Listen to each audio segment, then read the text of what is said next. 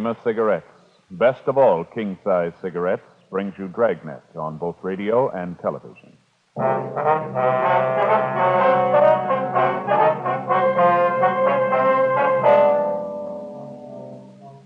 You're a detective sergeant. You're assigned to vice details. A professional gambling ring has set up operations in your city. Dozens of citizens are being victimized. The gamblers keep on the move, changing their locations day to day. Your job? Get them. Compare Fatima with any other king-size cigarette. Yes, compare Fatima with any other king-size cigarette. 1. Fatima's length filters the smoke 85 millimeters for your protection. 2. Fatima's length cools the smoke for your protection. 3. Fatima's length gives you those extra puffs, 21% longer than standard cigarette size. Fatima gives you more for your money. And in king-size Fatima, you get an extra mild and soothing smoke, plus the added protection of Fatima quality. Buy Fatima in the bright, sunny yellow pack. Best of all, king-size cigarettes.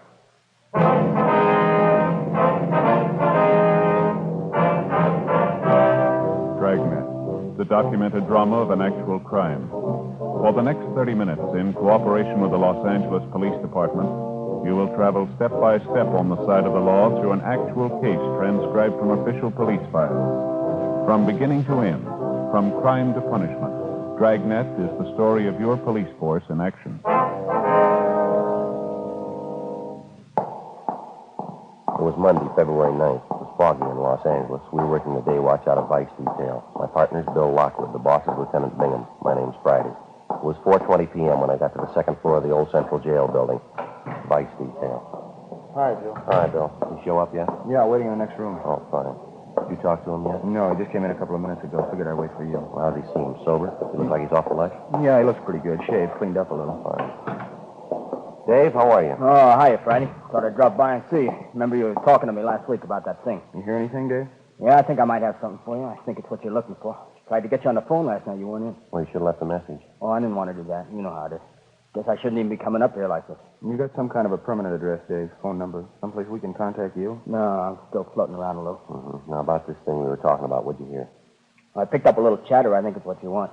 Say, you fellas had your coffee. I haven't had mine. What'd you say? Okay, how about the place down at the corner? Fine with me. All right, you want to check us out, Bill? Tell him we'll be back in about 10 minutes. Yeah, fine. Thank you. All right, Dave, we can go out this way. Okay. You're looking pretty good, Friday. World treating you okay? Well, I can't complain, I guess. Go ahead. Thank you. Guess we better wait for your partner, huh? What's his name? Lockwood. Oh, yeah, sure. Skipper's got something for us when we get back, Joe. All right. You're looking pretty good yourself, Lockwood. Yeah, real good. You seem to be in pretty fair shape. That pocket full of change sounds healthy. That's not too good. Still got a few dimes to rattle. Hasn't been coming too fast lately, though. Mm-hmm. You still setting pins down there at that bowling alley? Yeah, a lot of help hanging around, though. They really got to hustle for it. That's so. Oh, yeah. A lot of the alley's changing over to those automatic machines, you know? Mm-hmm. Quite a few guys out. A lot of the machines can set pins better than a man can. Hi, Matthews. How are you? Hi, Joe. Hi, Bill. What do you say, Jack? Say, who's that guy? He works out of the office. Why? Nothing. I thought I'd seen him around. Yeah. No, down this way, Dave. Just a couple of doors.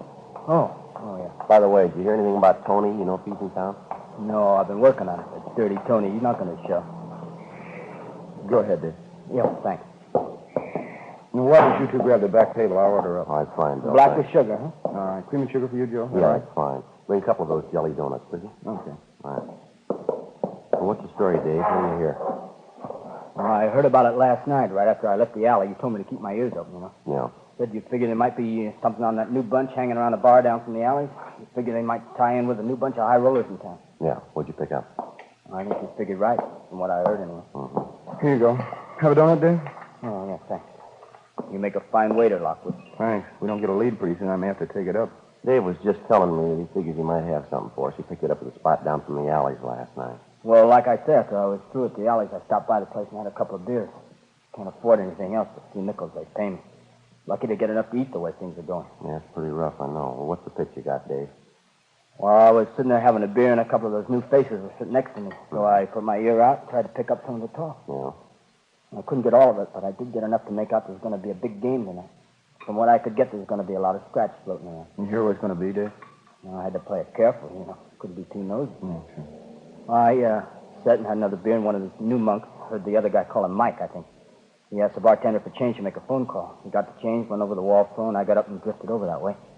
And made out like I was watching the shuffleboard. I caught some of his talk. Now, what was that? Well, he was talking about some big game tonight. I heard him say to the guy on the other end not to show up before 11:30. To get an address?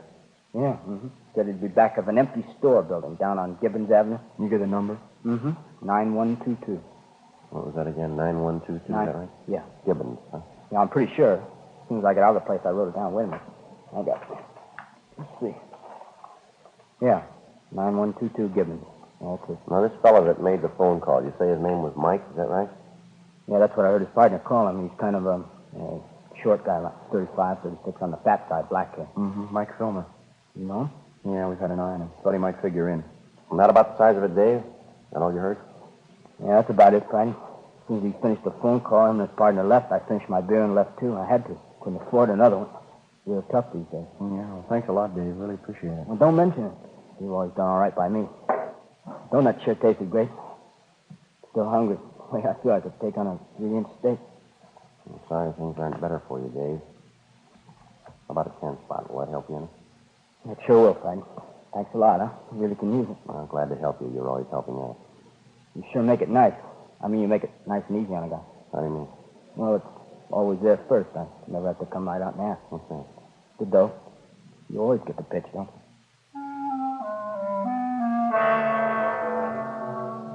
Almost a month before, we had begun receiving complaints about a newly established gambling ring which had set up operations in the city. After the first few complaints, we succeeded in identifying some of the men involved in the ring and also some of the places they frequented. The nature of most of the complaints against them was such that we knew we were dealing with a well-organized criminal element. Even if a player happened to win at one of the games, after he left the location, he was beaten and robbed. Despite the fact that we had some of the suspects identified, we still lacked sufficient evidence to prosecute them successfully. The various victims either would not or could not identify the suspect. We knew the gang was running 3 or 4 games a week, each one of them at a different location, each one of them at a different time. In the trade, that's known as a floating game. After we left our informant, Dave Carter, we headed back to the office and briefed Lieutenant Bingham. That afternoon, we checked the address on Gibbons Avenue and found it to be a vacant store building with a for rent sign in the window. There was an entrance in front and one in the rear, windows along both sides of the building, and a plasterboard partition dividing the inside of the store into 2 parts. The place was deserted. At 10 o'clock that night, Bill Lockwood and I staked out in our car down the street from the store. Sergeant Fred Taylor and Jack Matthews were staked out in their car from another point of observation. We were in constant touch with each other by 3-way radio. 10:30, 11 p.m., 11:30. 1K87 to 1K80, come in.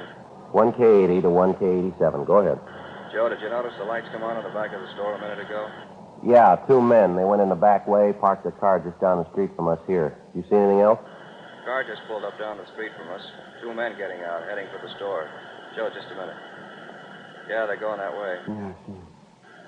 They're going around the back, Joe. Looks like it's going to pay off. Let's sit on it a while. KMA 367. We waited. 11:45. A blue pickup truck pulled up and stopped a short way from the front entrance to the store. We saw 2 men get out and go around to the back of the truck and unload half a dozen large boxes, which they carried around to the rear entrance of the place. One of the men came back, got in the cab of the truck, and sat there. Midnight, 12:15 a.m.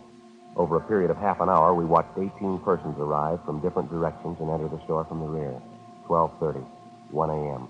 There were no new arrivals. We waited. 1K87 to 1K80, come in. 1K80 to 1K87. Go ahead. Not much activity down here, Joe. Looks like it's pretty well set. What do you think? Yeah, I think we might as well hit it. Same way we laid it out, huh, Fred? We'll wait until Matthews picks up the lookout, the man sitting in the truck. Right, Joe. Jack, you want to go ahead and grab him, go away. He's on his way, Joe. Okay, as soon as he picks him up, we meet in front of the place. Bill and I'll take the front. You cover the back. You got that?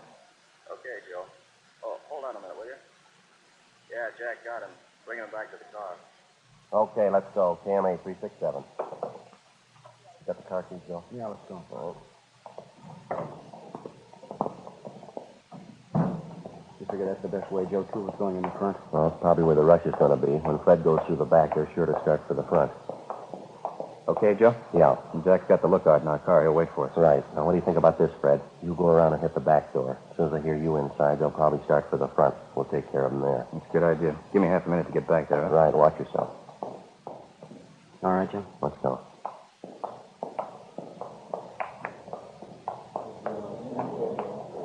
We're still going. Not wise to it. Yeah, let's hold it right now.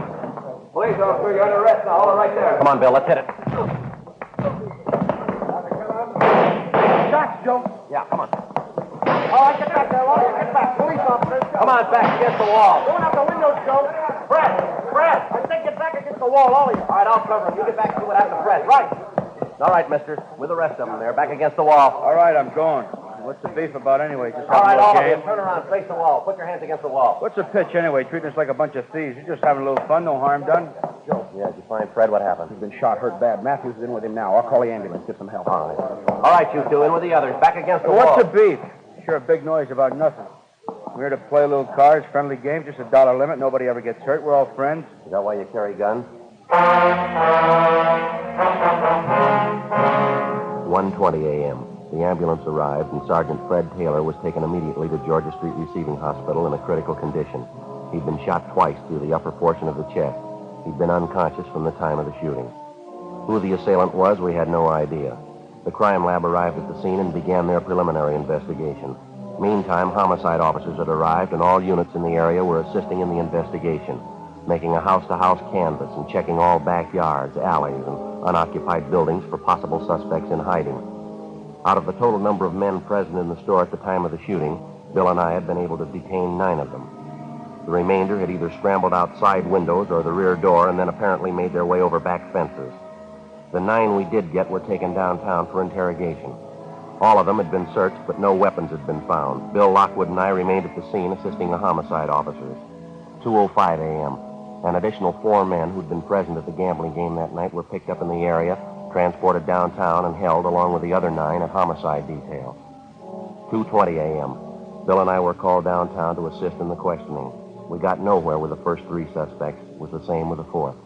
You expect us to believe that, Mike? Well, it's the truth. I don't know anything about it. Now, look, Mike, let's put it on the table, huh? We listened to your line of chatter down at the store when we made the pinch. We heard it all. Now, let's get on to facts. I told you everything I know, no different than the other guys you picked up. I heard there was going to be a game tonight, so I came down. Who'd you come down with? How'd you get there? I drove, came by myself. Where'd you park your car? About 2 blocks away, a little alley there, by a gas station. You're a liar, mister, and you know it. Well, it's the truth, so help me. If I knew there was going to be trouble, I wouldn't even have showed up. I play a few cards, sure. I don't go in for heavy stuff, though. I haven't got anything to do with the game. You're a liar. You can't say that. Now, you show me where I've lied to. You tell me. We were staked out on that place tonight, Mike. It was a little past 11:45. You drove up in a blue pickup truck. Another man was with you. You were driving. Oh, no, you got it wrong. No, we haven't got it wrong. You parked that truck about 10 yards down the street from the front of the store. You got out first. The other man followed you.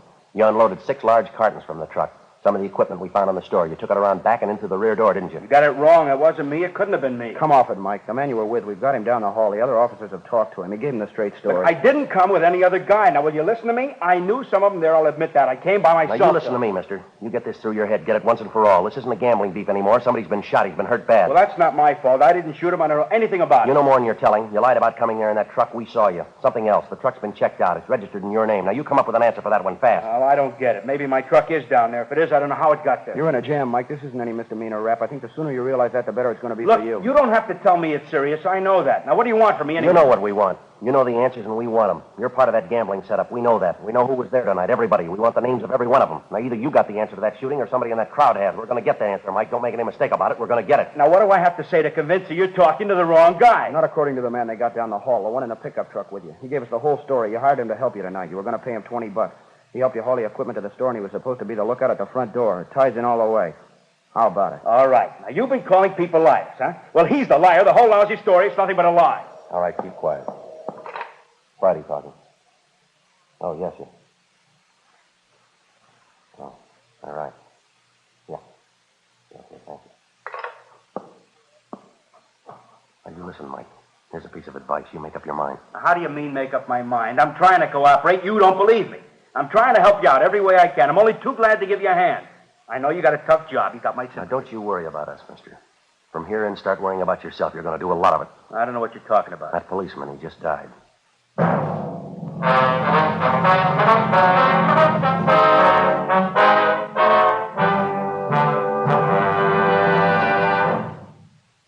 listening to Dragnet, authentic stories of your police force in action. To show our confidence in Fatima, we make this money-back guarantee. Buy a pack of Fatimas. Enjoy Fatima quality, extra mildness, and superbly blended tobaccos. If you're not convinced Fatima is better than the king-size cigarette you're now smoking, just return the pack and the unsmoked Fatimas by August 1st, 1952, for your money back plus postage. Fatima, Box 37, New York 1. Prove Fatima quality yourself. Compare Fatima with any other king-size cigarette. 1. Fatima's length filters the smoke 85 millimeters for your protection. 2. Fatima's length cools the smoke for your protection. 3. Fatima's length gives you those extra puffs, 21% longer than standard cigarette size. Fatima gives you more for your money. And in king-size Fatima, you get an extra mild and soothing smoke, plus the added protection of Fatima quality. Ask your dealer for Fatima in the bright, sunny yellow pack. Best of all, king-size cigarettes.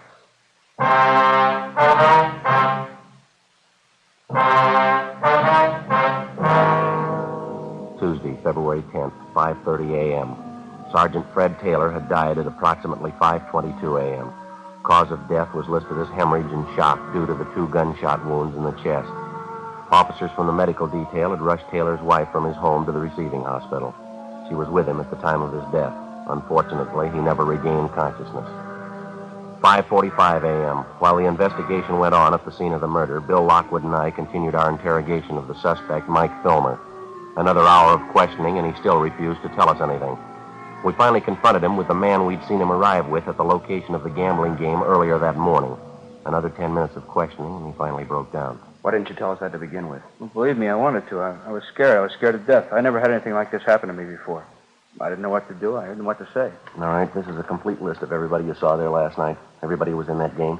Well, yeah, I think it covers it. Well, let me see it. All right, here you are. Yeah, just about everybody. These are the only addresses you got, just these 3 here. Yeah, that's it. No, I'm not lying now, believe me. Those are the only ones I know of. All right, so you had a hand in the game. You brought in the equipment. You were working for the house. Yeah, that's right. Then who's the boss, Mike? Who's running the game?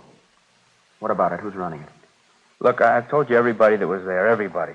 He wasn't there that night. He couldn't have had anything to do with it. Mike, we didn't ask you that. We asked you who the boss is. What's his name? Now, how about it? We want his name. But I told you he wasn't there last night. If he wasn't there, he couldn't have had anything to do with it. Look, he's a nice guy. He doesn't want trouble any more than I do. He couldn't tell you. You let us figure that out, will you? Now, who's the boss, Mike?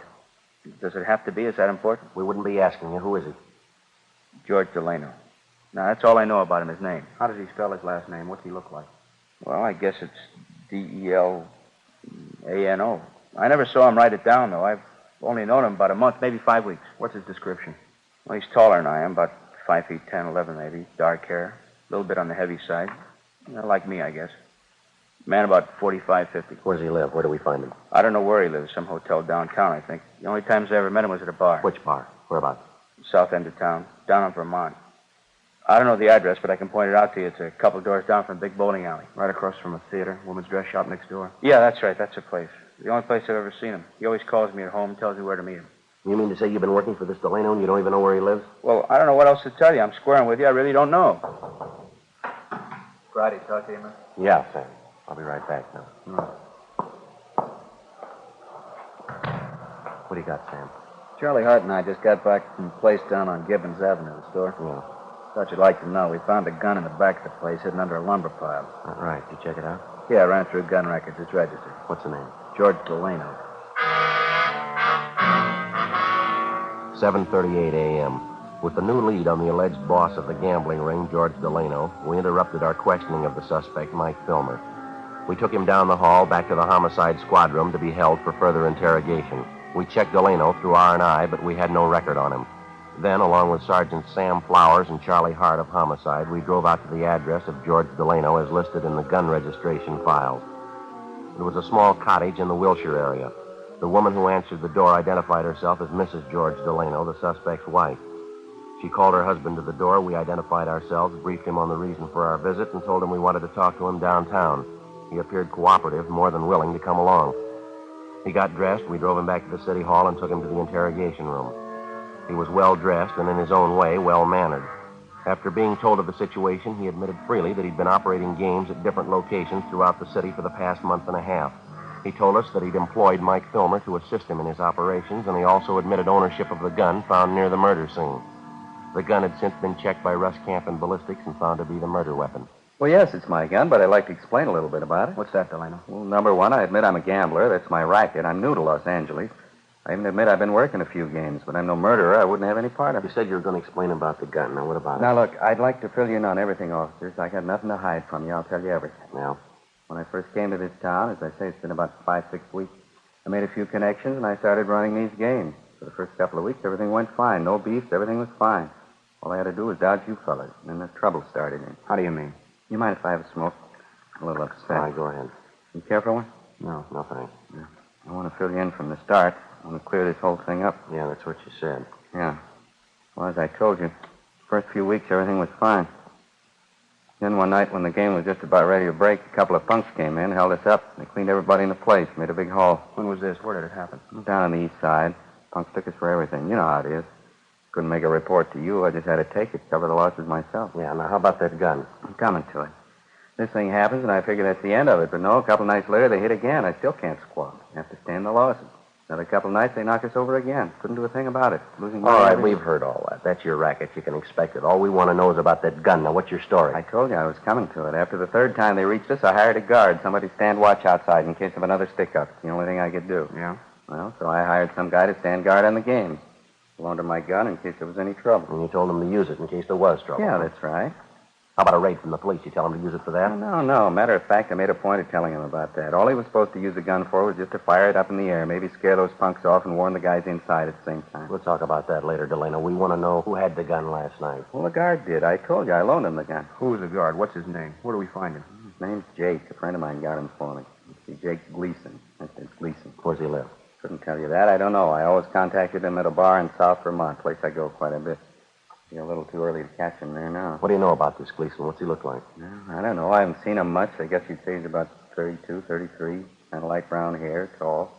Ex-con, I think. Either he told me or somebody told me he did time. You knew he was an ex-con and you gave him your gun. Well, yeah, but I didn't tell him to shoot anybody. I made a point of telling him that. The dumb jerk, especially shooting a cop. All he was supposed to do was fire up in the air if those punks came around, scare him away.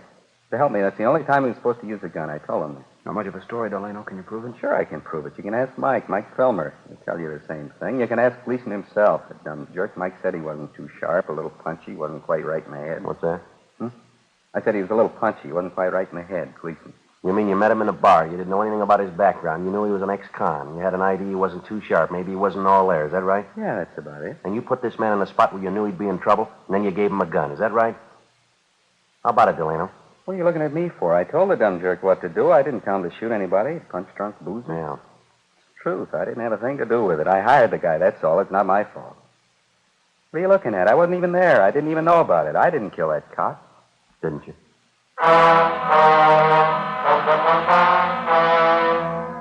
9:23 a.m. We continued questioning George Delano. He told us that he'd instructed Jake Gleason, the ex-convict, to stand guard at the rear of the store where the gambling games were held. He insisted that his instructions to Gleason were that if he had to fire the gun at all, he was to fire it in the air, and then only as a warning signal in case of robbery attempt. Delano was detained by homicide officers pending further investigation. We checked the name and description of Jake Gleason through R&I and found his record and mug shot. We showed the mug to Delano, and he identified it. Gleason's record showed him to be on active parole. 10:30 a.m., we contacted the parole office. They gave us his address, and Bill and I checked it out, the second-rate hotel on South Flower Street. The manager told us Gleason had left the hotel about 7:45 that morning and that he was not expected back until after 6 o'clock that night.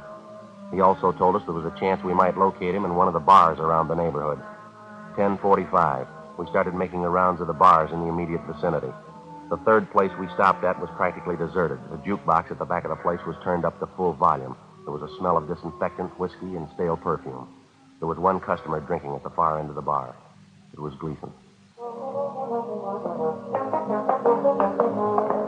Stand up, police officers. All right. Shake him down, Bill. Clean, Joe. All right. Hands in back of you. Yeah. You want to kill that jukebox, Bill? Yeah. All right, you know why we want you. Yeah, I know. I knew there wasn't any sense running. I knew you'd be around. All right, let's go. Could you do me a favor? I mean, wait a minute, just a minute. Yeah? Just like to tell you I didn't mean it. I guess it's my own fault. I shot him. I shouldn't have had the gun, shouldn't have taken the job. I shot him. I didn't mean it. All right, come on. There ought to be a way, don't you think? I mean, there really ought to be a way. What's that? I didn't mean it. No reason to kill him. I didn't even know him. I just keep thinking there's only a way if I could take it back again, you know? Yeah, we know. I mean, if I could go back and change it, make it all different. I mean, right from the beginning, I wouldn't even look at a gun. I'd change everything. You bet I would. I wouldn't even look at a gun. If I only had the chance, you know? Second chance. There ought to be a way. Second chance. You started with a gun, Jake. Yeah? You never had a first one. The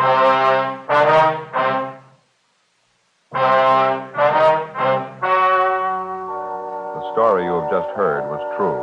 The names were changed to protect the innocent. On May 22nd, trial was held in Superior Court, Department 88, City and County of Los Angeles, State of California. In a moment, the results of that trial. And now, here is our star, Jack Webb. Thank you, George Fenneman. Friends, Fatima gives you more for your money because no other king-size cigarette can match Fatima quality. Because Fatima's length filters and cools the smoke for your protection. Gives you those extra puffs, 21% longer than standard cigarette size. I'm convinced that you'll agree with me once you try them. Get a pack of Fatimas next time you buy cigarettes. Fatima, an extra mild and soothing smoke. Best of all, king-size cigarettes.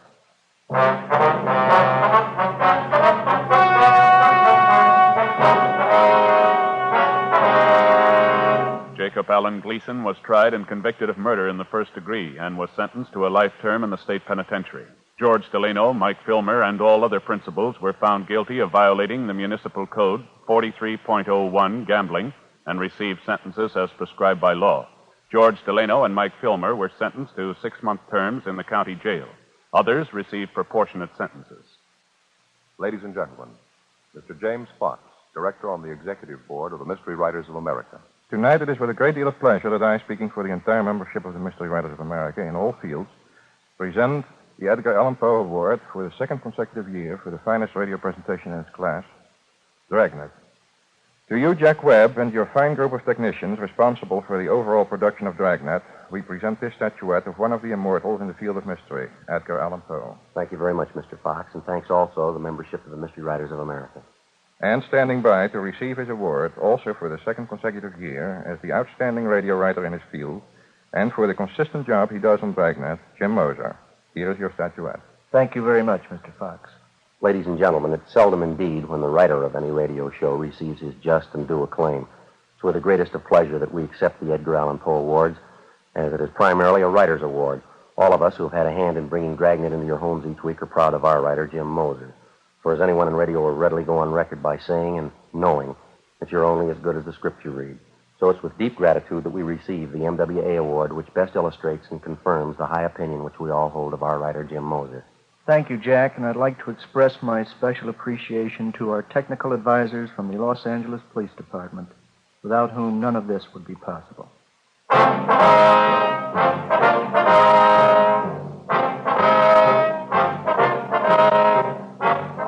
You have just heard Dragnet, a series of authentic cases from official files. Technical advice comes from the Office of Chief of Police W.H. Parker, Los Angeles Police Department. Technical advisors Captain Jack Donahoe, Sergeant Marty Wynn, Sergeant Vance Brasher. Heard tonight were Martin Milner, Eddie Firestone, Whit Connor. Script by Jim Moser. Music by Walter Schumann. Hal Gibney speaking. Fatima Cigarettes, best of all king-size cigarettes, has brought you Dragnet, transcribed from Los Angeles. Now it's Counter Spy on NBC.